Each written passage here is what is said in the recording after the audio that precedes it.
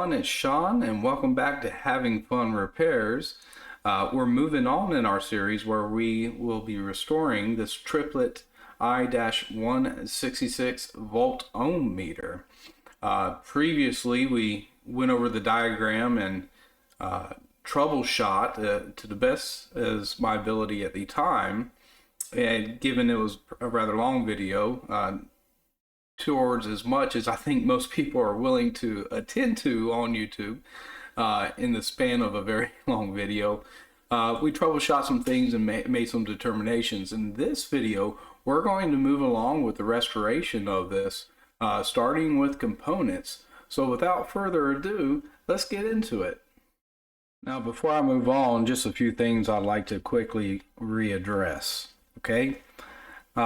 When I was troubleshooting this, obviously I went through all of our resistors and recorded their value under measurement, and then wrote up here that value and how close to its value that measurement was. So if it was less than a percent or over a percent out of tolerance, or 5% or 10%, etc., recorded all that information up here in the corner.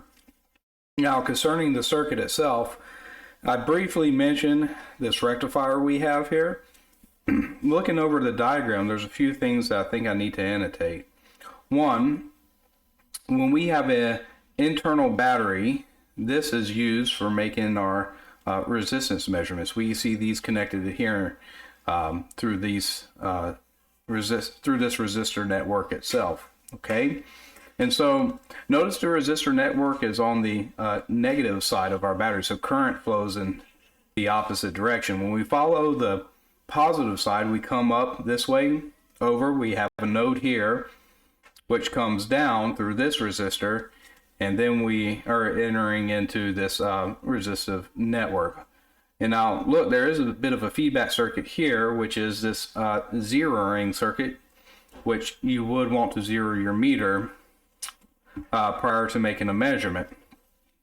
And then, like all things, this entire volt ohm meter, it works off the principle of a resistor network. So there are two things that we primarily concern ourselves with: voltage divider rule and amperage divider rule. Which, by the way, if you want to know more about those concepts, I'm teaching over in my Patreon DC circuits as of right now, and going over these things. As a matter of fact, if you like this video and you're new to this channel, yes, you can learn from all my content, but please let me know that you've enjoyed it by subscribing and liking the video.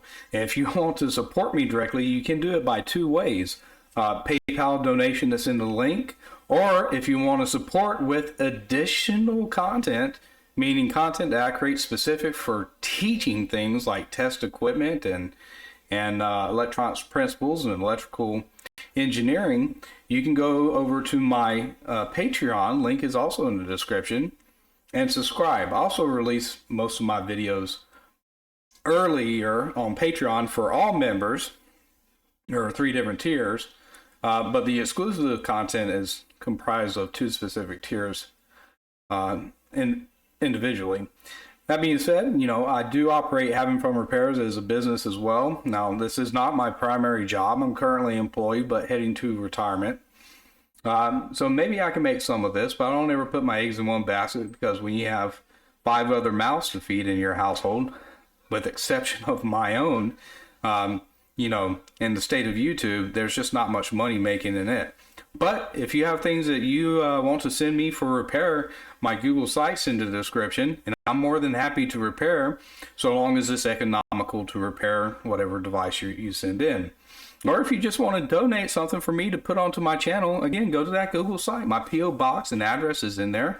My email address is in there. And then my contact information for my business phone number is in there as well. Again, all that's in the description for this video. But anyways, moving along into this, there's one thing I did want to annotate. Moving back to this, when you see this 4.5 volt or positive rel, not only is it applied to this resistor network here, But you can also see that that potential comes into this network here concerning our diodes that we have, our rectifier. Now, it doesn't appear, it looks like we got 900 ohm resistor coming here. We're talking about the cathode, so it's not going to bias through these resistors this way at all. I don't believe you're going to see that battery voltage come through and out and then say over to this circuit. I could be wrong, but I don't think you're going to see it come over this way.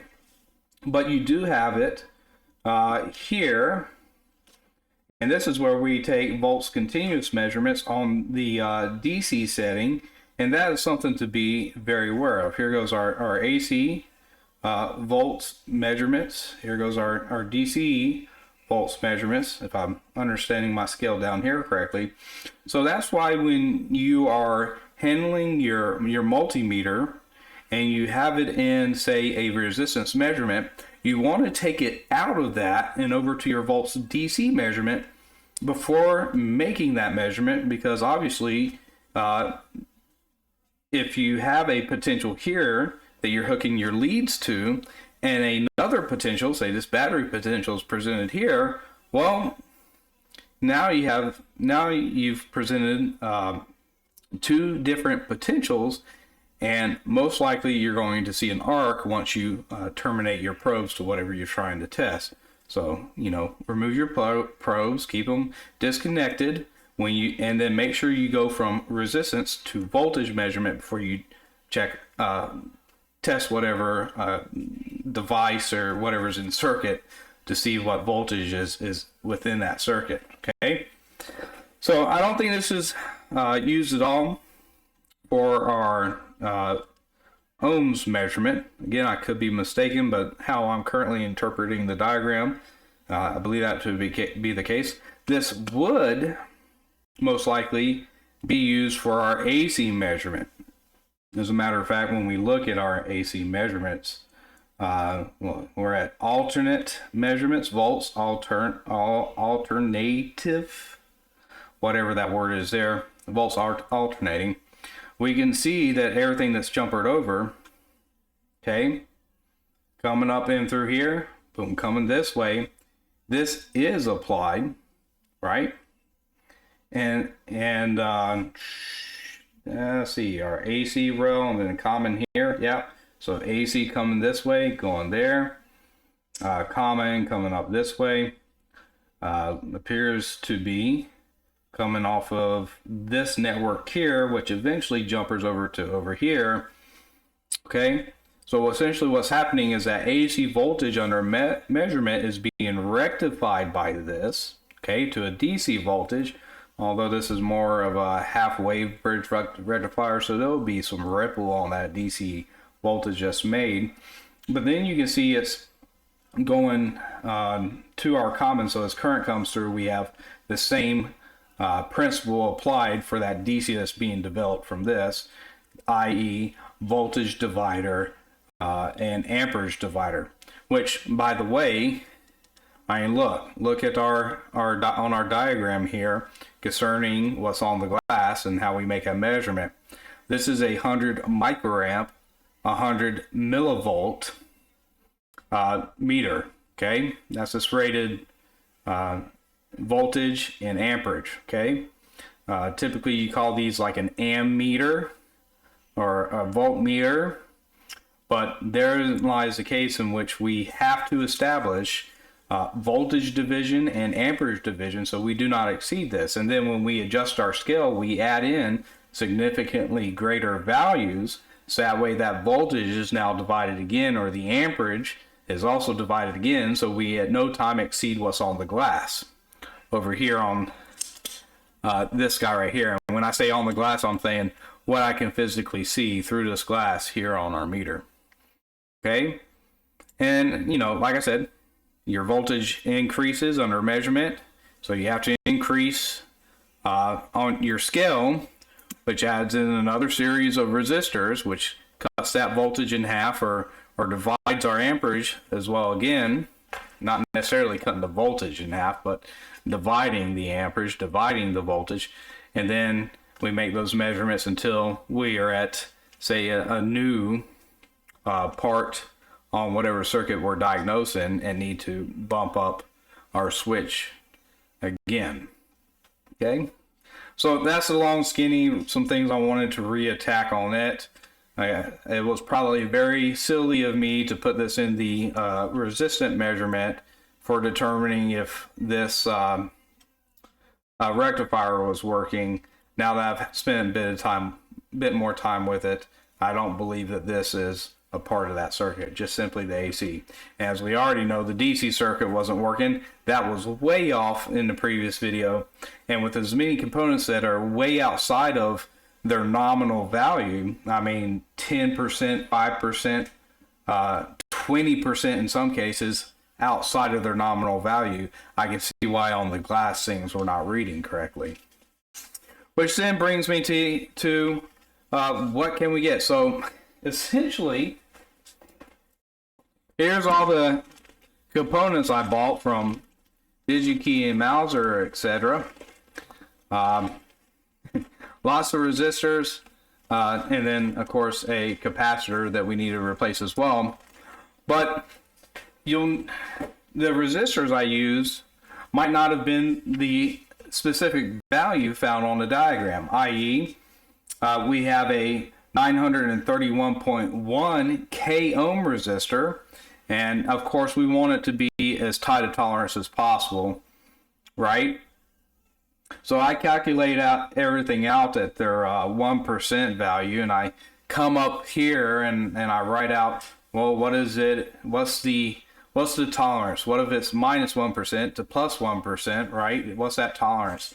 And then what I tried to do was tried to find a resistor that would be within that tolerance, even if it wasn't the original value. So 933.1K was the original. The resistor I could buy was a 931K. So we're talking about 2.1K difference. So that's a pretty significant difference, but that's still within this tolerance. Here's the other thing I need to consider. Well, if you notice on the diagram, you would have like a 933.1K here, a 93.3K here, and then when you go over to the other half, you would find a 9.9331 K ohm resistor, right? Well, if I change this one out to a 931, the next one, instead of it being 93.3, would have to be 93.1. And then the last one, instead of it being, say if it was 99.331, would have to be 9.31. Does that kind of make sense? And the reason being for that is because the individuals who built this device were smart enough to know what the voltage and amperage division rules are and what the expected output would be going to the glass. Well, I can't get these in-house made resistors anymore, or values that specifically like them. So the best I can do is get something that's going to be within the tolerance of the original, but then I got to make sure that all the ones that were at the same value with respective of what am I thinking here? Respective of multiplication factor, that they all were, within the same realm of voltage and amperage division rules. Now, does that mean that,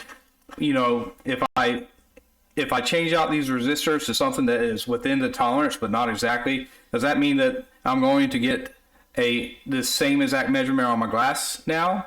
Probably not. It's probably going to be off a little bit, but it won't be as off as if I just plugged in different values that were still within the different values, different multiplication factors, but we're still in the tolerance band. Say lower tolerance was 923.79. Let's say I used a 924 k ohm here, and then a 94 k ohm here. Well, you can see that those values were incredibly different, So, you know, but when we get these resistors replaced, we'll be able to go through using my power supply and my variac over there for AC measurements. We should be able to go through and just see how far off we are when we're measuring components or measuring our different voltage sources. And then I can annotate that on like a calibration style sticker that I'll attach to the case. That way, if I were to use this in the future, or if I were to sell this to somebody, say over eBay or something like that, if I put it up for auction, they know what their tolerance currently is based off of the metrology standard that we've developed by replacing this, and what we've measured and actually seen on the glass, respective of true values that we know that we're putting into it. Hopefully all that made sense. So that's what we got. And like I said, a lot of the components I bought are not the original value, but they're pretty much dead in the center, or close to center as possible, of their tolerance upper and lower limits. Some things were 1-for-1, such as our 1 mega ohm resistors. Those are relatively easy to find, and 2 mega ohm resistors. I also made sure, given the components that I bought, what's a good example? Something that y'all can see through the plastic bag. Okay, here we go. A lot of the components I bought were developed by WWII, I want to say, WISHAY or whatever. And the reason why I selected that brand over other brands, you can see that they don't have color bands on them, is because given this is a filled unit, I wanted to replace the resistors that were in here with something more modern, but equally able to resist outside elements, so dirt, debris, water, etc. I wanted to make sure that as a component, it was also meeting a certain standard to be considered safe for outdoor use. I hate to put it that way, but that's essentially where my thoughts went in regards to the type of resistors I bought. And then I think closing out that video, somewhere towards the back, I put the this film capacitor up on my curve tracer, and we looked at it on the O-scope. Now I couldn't get a, what was this, 0.5, so 500 microfarad, 600 volt rated cap, but what I was able to find was a, excuse me, I think I misspoke, 0.5 microfarad 600 volt cap. What I was actually able to find, closest value, was a 0.47 microfarad at a 10% tolerance. Now this was what, 30, 40, or 50% or whatever it was out of its assigned value. This is within the tolerance band. If this was set for like 5 or 10%, I'd have to go back and look at my math, but maybe it was within 5 to 10%.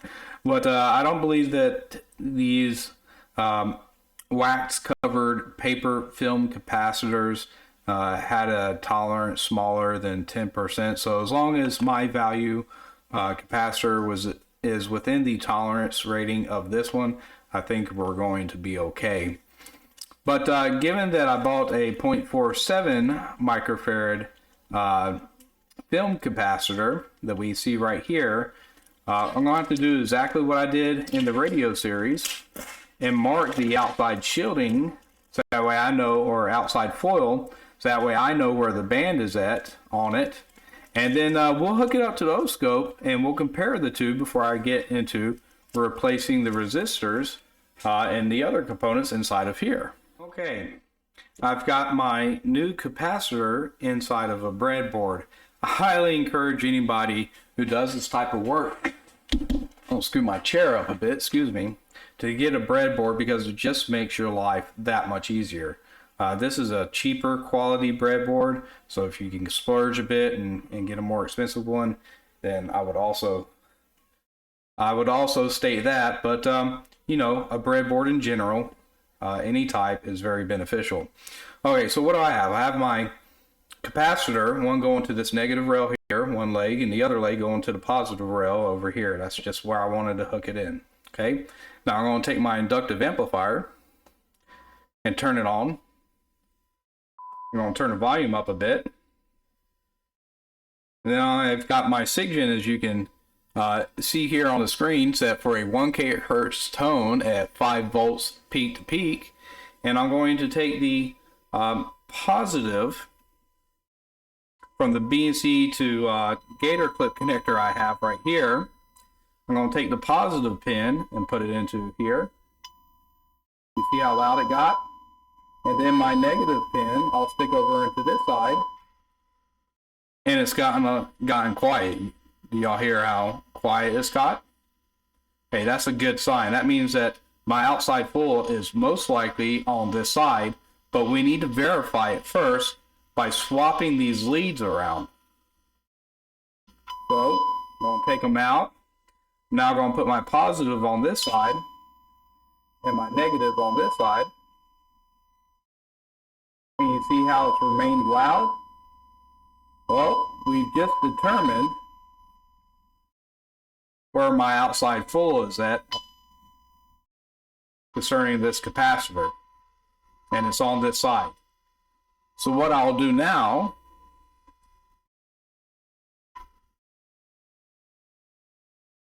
is I'll remove my leads, because that tone is probably rather pretty annoying to hear screaming at you. And I'm just going to put a little dot on the side of my capacitor right here, so I know that that is the outside foil. And when I take it out of the board, you can see that dot sitting right there. Well, I've got this capacitor now connected to my curve tracer. As you can see on the screen here, we have our SIGGEN connected to this side of the curve tracer, currently at 90 Hertz and 10 volts peak to peak. We'll bump it up to, can we bump it up to 100 Hertz? What if I just type it in? 100, boom, there we go. And then over on this side, we have probe 1 of our oscope connected to here on the curve tracer, and probe 2 connected to here. Probe 1 input is set to 1 volt peak to peak, and probe 2 is set to 10 millivolts peak to peak. Okay, and of course, if I was to take this out of XY mode, we could see the phase difference, that 100 Hertz being presented to the top part of our capacitor, and then the amplitude of the signal coming out the other side of our capacitor, which, by the way, respective of where the outside foil is at, is connected to our negative rail, essentially.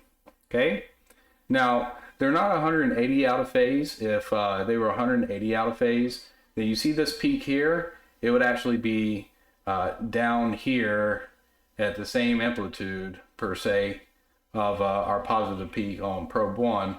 And if the signals were 180 out of phase, they would essentially be canceling each other out. But that's not what we're doing here. We're looking at the characteristics of this capacitor and how it performs.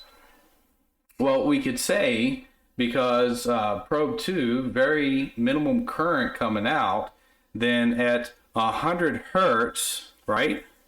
100 Hertz, depending on how this capacitor is used, either a coupling cap or filtering capacitor.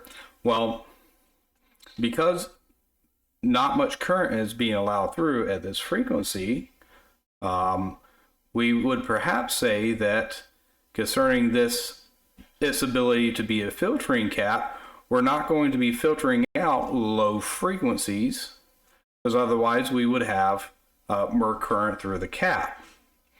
Concerning coupling or decoupling, if the other side was in circuit, then we could say that we were blocking a significant portion of this 100 Hertz frequency from being introduced into our circuit.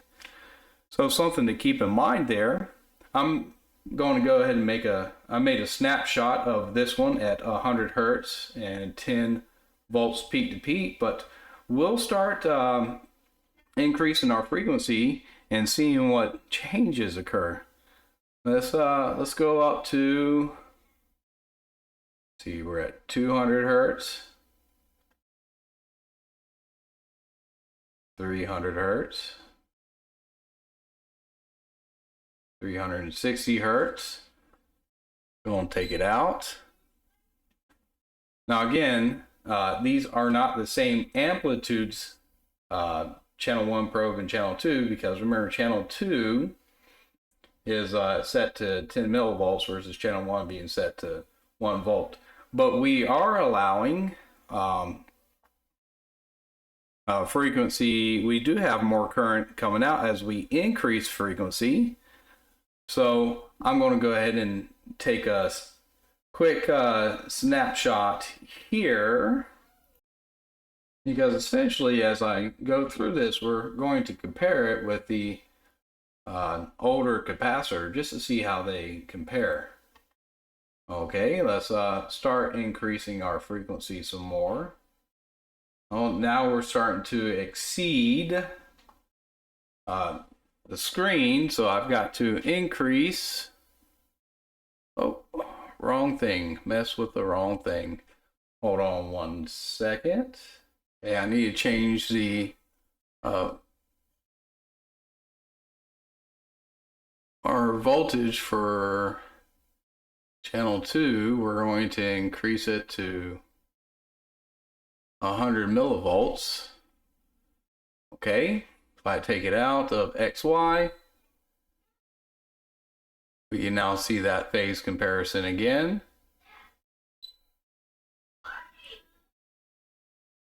And we'll go ahead and take another snapshot. Okay, and let's start increasing it again.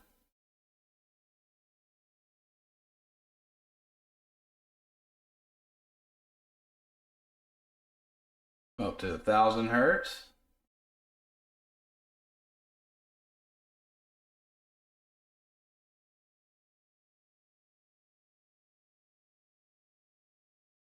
And 2,000 hertz.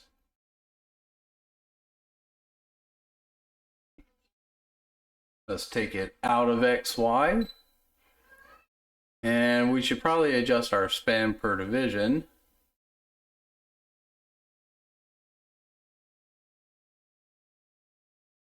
Okay, we can see the phase difference there.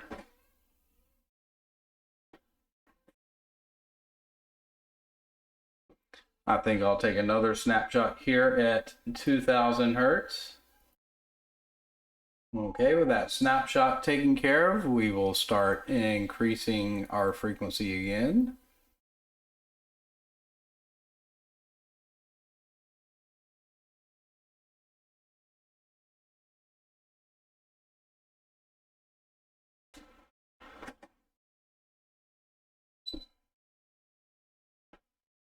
And I'm actually going to increase it outside of XY this time so y'all can see what it looks like in this way.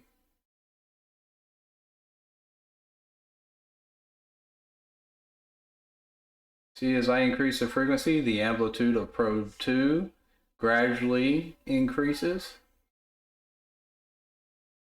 But it looks like we're staying at the same phase difference, which we would suspect, given it is a capacitor. We're up to 3,800 hertz. I'll span this out. And we'll go back to XY mode. And we'll take another snapshot. And let's start increasing our frequency again.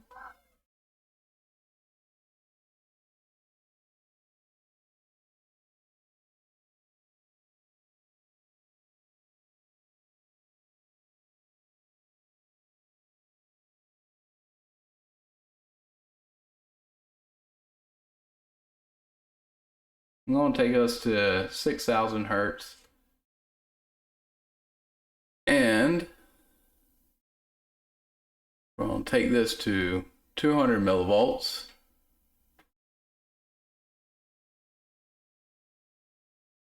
put back into XY. There's our new signal, and let's take another snapshot.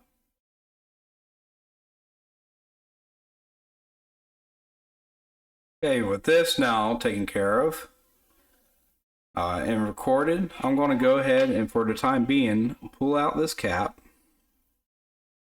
from circuit. We can see we have an open now. And I'm going to put this one in open, and I'll do this process over again.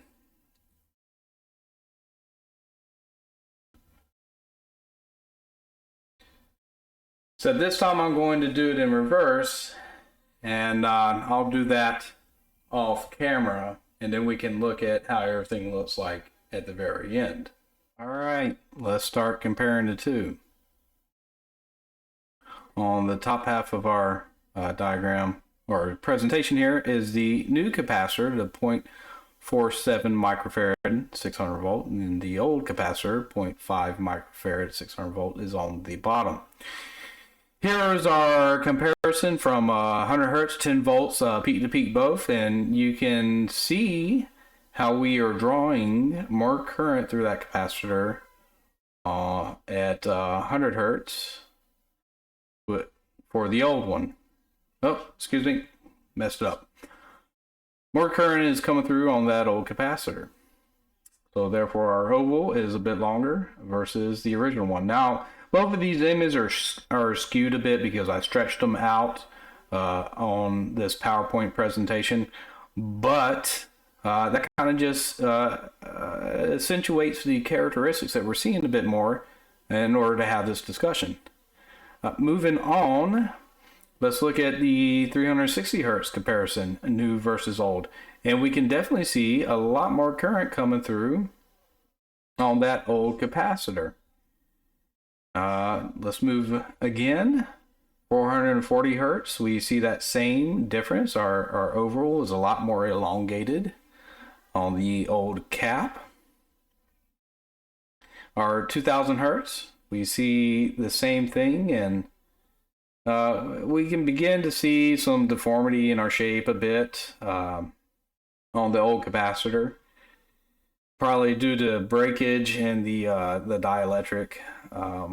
It's not as pretty as a circle, but this could also just be the O-scope that I'm using to make these measurements. But again, here we go. Here's the difference, and you can see that the old cap, a lot more current is coming through. So you can see that the oval is a bit more elongated.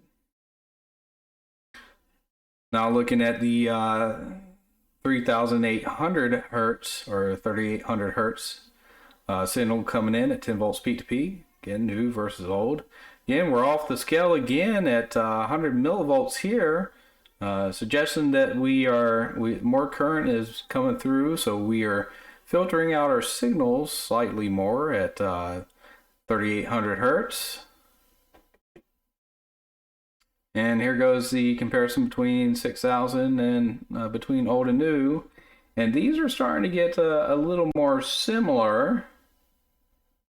So we can definitely say that the capacitor does not work as good in the lower frequency range. Amplitude never changed, kept it at 10 volts peak to peak. And just so I can annotate something else, here's a phase comparison difference. I expect there to be a slight phase shift between a 0.47 and 0.5, but not much is one. We can see that not much of a phase shift between our incoming signal and the outcoming of our capacitor. But do note that at 1K hertz, here we go.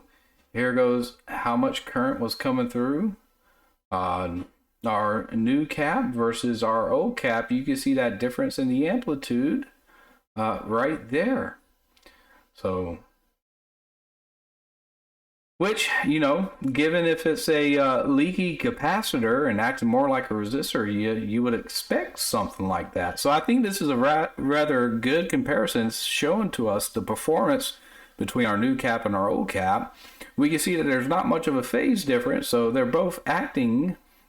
This capacitor should work For this old capacitor, not much of a phase difference. Again, we looked at tolerances based off of our multimeter and what I talked about at the beginning of this video.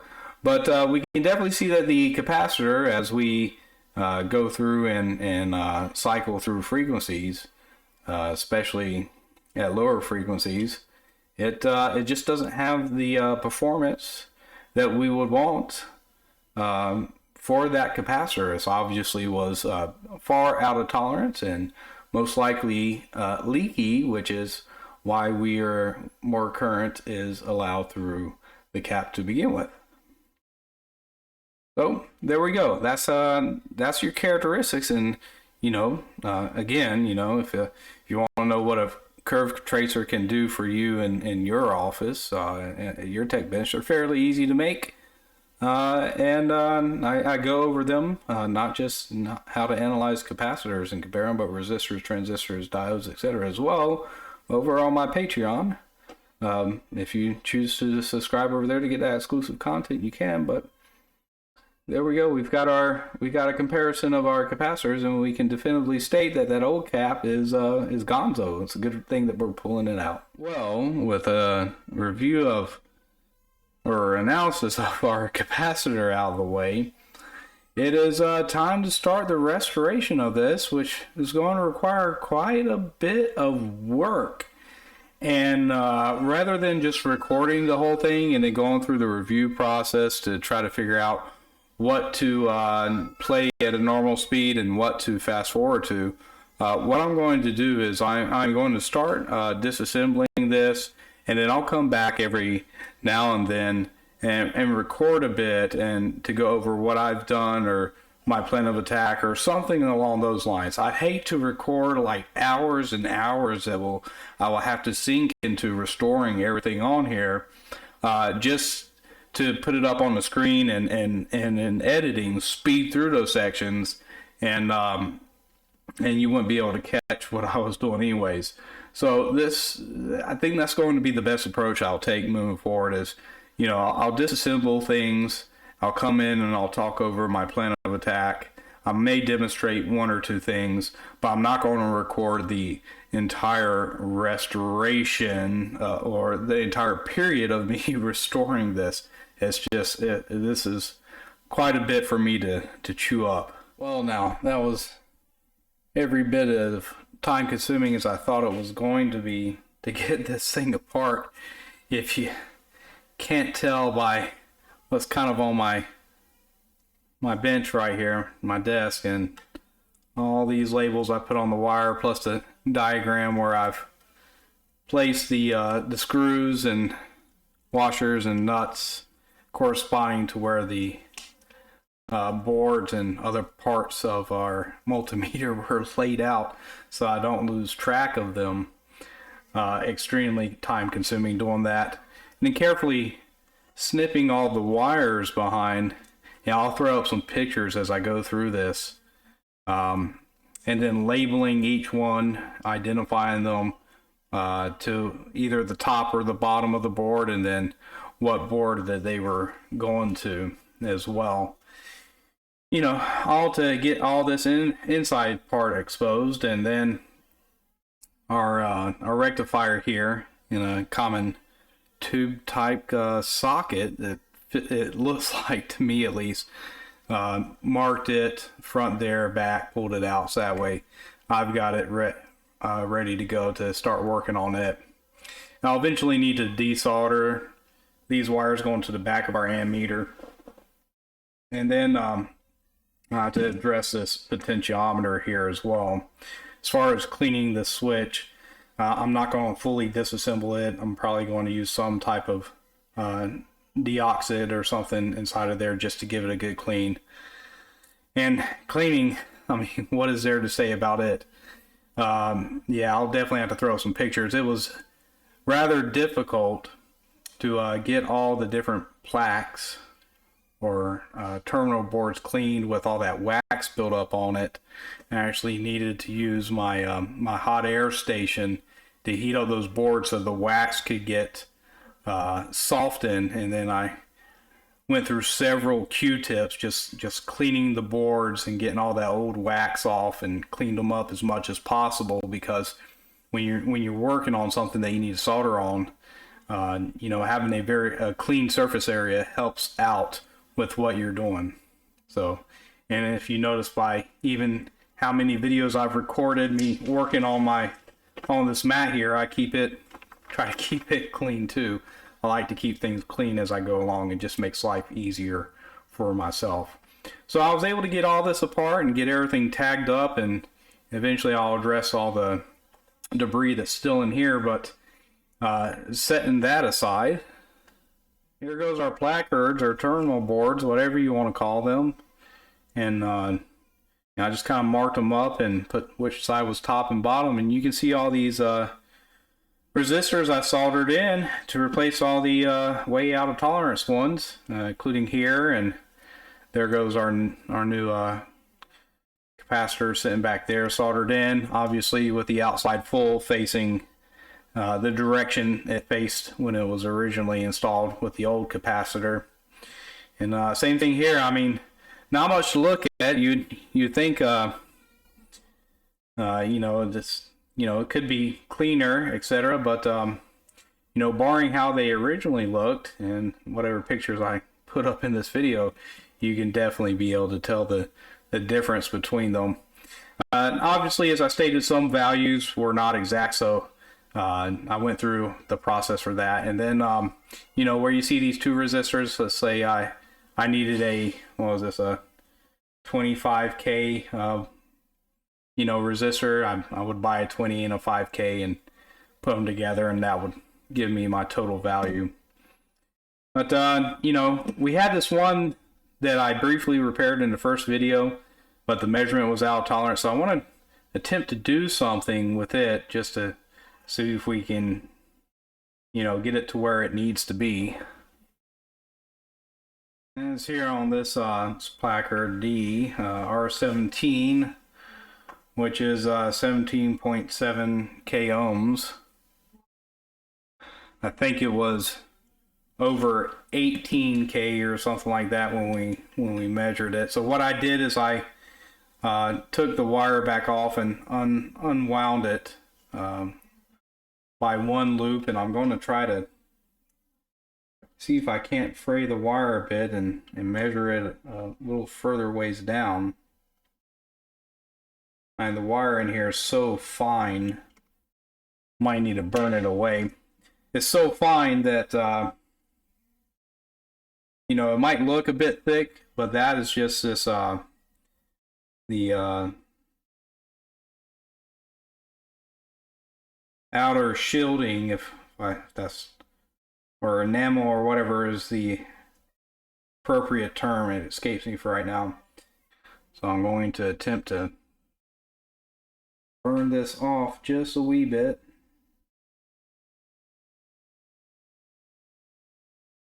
It has the insulation is definitely burned away a bit. Might just need to add just a tad bit of flux. Alright, so I fluxed it up just a bit, and we'll see how it does now. I should clean my tip, that might help.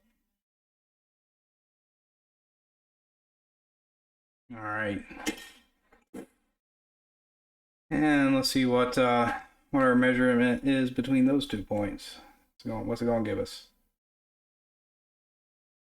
26.1. Well, that's not right. Maybe it needs to cool down a bit. Okay, so the actual issue and why this was waving around so much is we had an almost break over on this side of our resistor right here.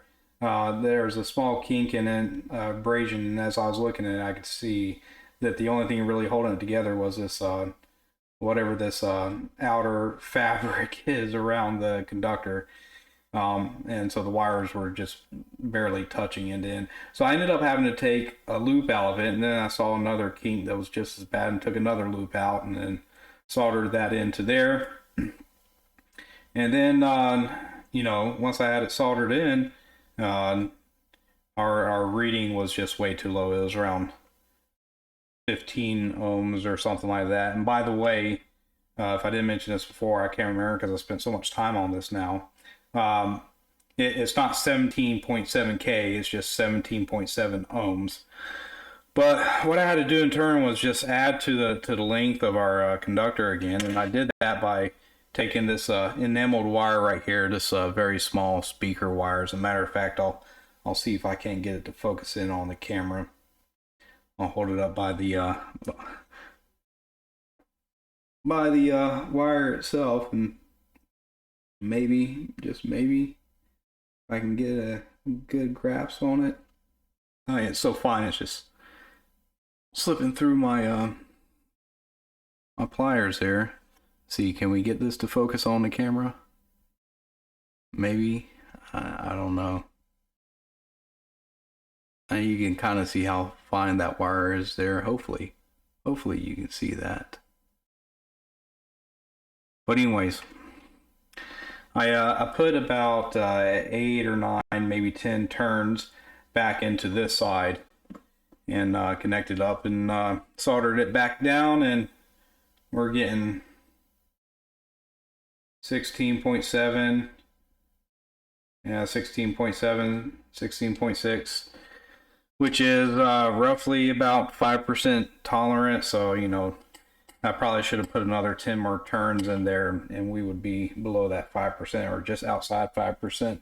We'd be below 5%, but for now it's good enough. I don't feel like spending any more time on this. I think it will work well enough. I mean, we're basically 1 ohm off, but I'm going to add some conformal coating to it, which may change the value and get that conformal coating dried down, just to protect all that open those soldered connections from any debris or anything, which you know, you would probably want to do if you were using something like this in a field condition. So get all this conformal coating down on here, be no big deal, and that should do it.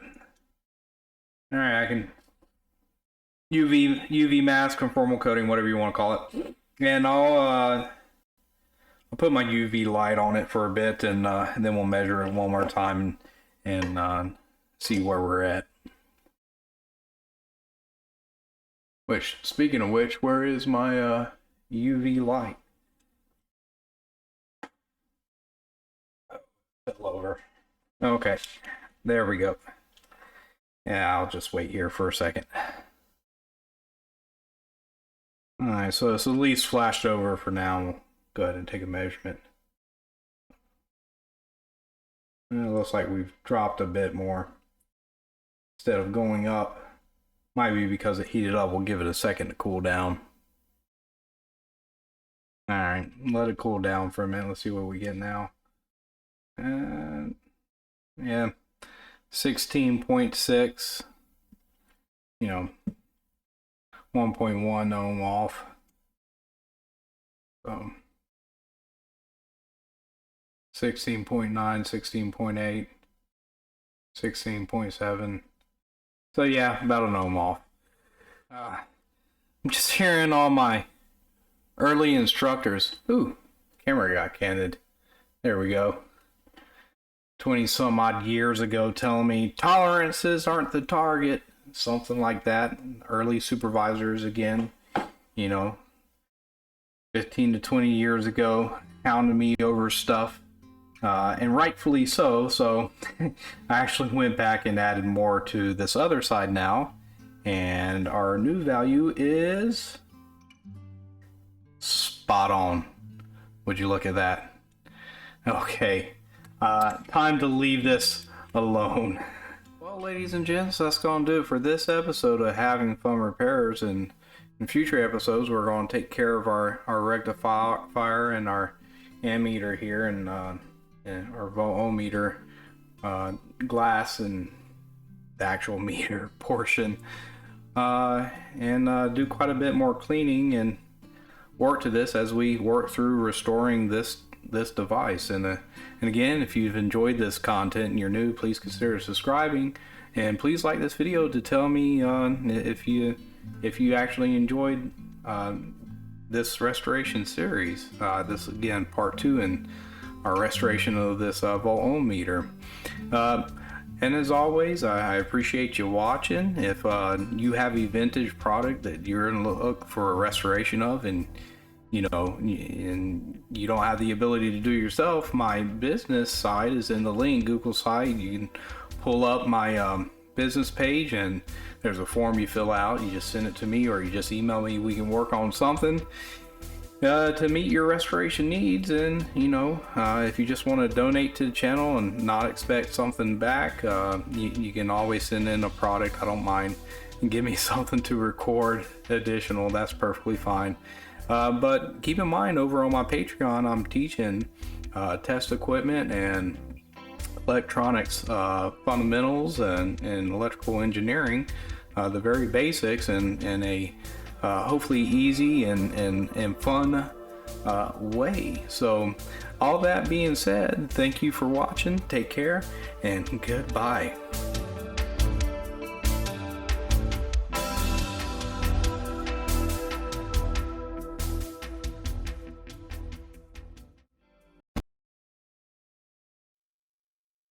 Bark.